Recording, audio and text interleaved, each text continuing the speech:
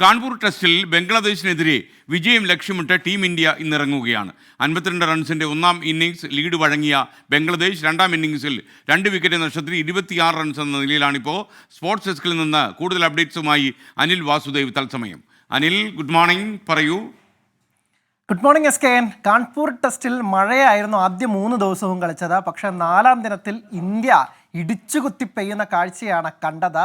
ഒരു റിസൾട്ട് ഉണ്ടാകുമോ ഇല്ലെങ്കിൽ സമനിലയിലേക്ക് മഴ കൊണ്ടുപോകുമെന്നൊക്കെ കരുതിയിരുന്ന ഒരു കളിയെ ഇന്ത്യ ഒരു സെഷൻ കൊണ്ട് മാറ്റിമറിക്കുന്ന കാഴ്ചയാണ് കണ്ടത്. ആദ്യം ബംഗ്ലാദേശിനെ 233 എറിഞ്ഞിട്ടു. പിന്നീട് ഒരു 20-20 ഇന്നിങ്സിനെ അനുസ്മരിപ്പിക്കുന്ന തരത്തിലായിരുന്നു ഇന്ത്യയുടെ ബാറ്റിംഗ് കണ്ടത്. വന്നവരും പോയവരും എല്ലാം നിന്നടിക്കുന്ന കാഴ്ച കണ്ടു. അങ്ങനെ വെറും 34 ഓവറിൽ ഇന്ത്യ 285 എന്ന വലിയ സ്കോറിലേക്ക്, ഒരു മികച്ച സ്കോറിലേക്ക് കൊണ്ടുപോയി. ഒപ്പം തന്നെ നിർണായകമായ 52 റൺസിൻ്റെ ഒരു ലീഡും എടുത്തു.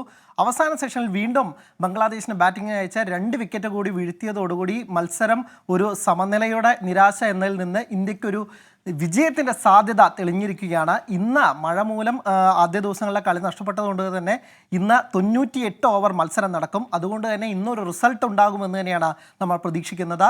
ഇന്ന് ആദ്യ സെഷനിൽ തന്നെ ബംഗ്ലാദേശിനെ എറിഞ്ഞിട്ട് അതിവേഗം റൺസ് അടിച്ച് വിജയം നേടി പരമ്പര 2-0 തൂത്തുവാരാമെന്ന പ്രതീക്ഷയിലാണ് ഇന്ത്യ ഉള്ളത്. ലോക ടെസ്റ്റ് ചാമ്പ്യൻഷിപ്പിൽ നിലവിൽ ഇന്ത്യ തന്നെയാണ് 1-ാം സ്ഥാനത്ത് നിൽക്കുന്നത് ആ പോയിന്റ് പട്ടികയിൽ. അപ്പോൾ ആ ലോക ടെസ്റ്റ് ചാമ്പ്യൻഷിപ്പിൻ്റെ ഫൈനലിലേക്ക് 3-ാം തവണയും മുന്നേറാൻ ഇന്ത്യക്ക് ഈ ജയം അനിവാര്യമാണ്. ഇനി വരാനിരിക്കുന്ന പരമ്പര ന്യൂസിലാൻഡിനും ഓസ്ട്രേലിയക്കും എതിരെയാണ്. അപ്പോൾ അതുകൊണ്ട് ഈ ടെസ്റ്റിൽ ജയിച്ച ആ സമ്മർദ്ദമൊക്കെ ഒഴിവാക്കാനും ഇന്ത്യക്ക് സാധിക്കും. എന്തായാലും ഇന്ന് ഇന്ത്യ ജയിച്ചു കയറുമെന്ന് തന്നെ നമുക്ക് പ്രതീക്ഷിക്കാം. S K N. Okay, thank you Anil Vasu.